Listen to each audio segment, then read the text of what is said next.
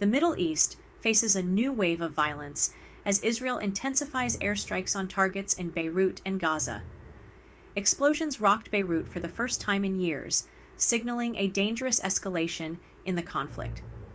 This marks a significant expansion of the conflict, raising fears of a wider regional war.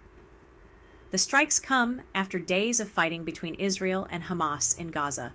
Israel claims it is targeting Hamas infrastructure and weapons facilities. However, the strikes have caused civilian casualties and widespread damage. Adding fuel to the fire, Hezbollah, the Iran-backed militant group in Lebanon, has launched rockets into Israel. Israel has responded with strikes against what it says are Hezbollah targets in southern Lebanon. Hezbollah claims its attacks are in retaliation for Israeli strikes on Lebanon. The group vows to continue its attacks until Israel ceases its operations. As the fighting intensifies, so too does the human cost. The death toll continues to rise on both sides, with a growing number of civilian casualties reported.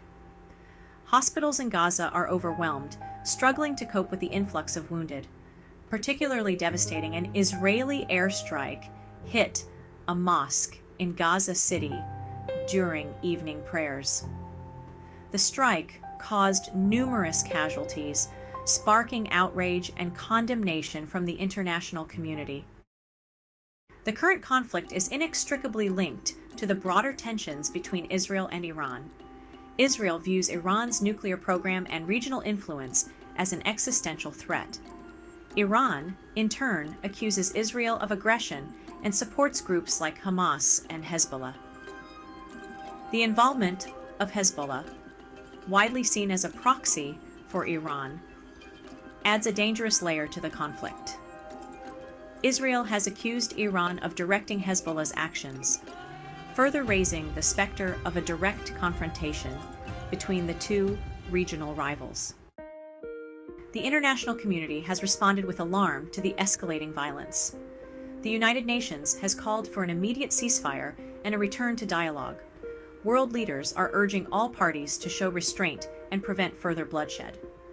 The United States, a staunch ally of Israel, has expressed concern over the civilian casualties and called for de-escalation.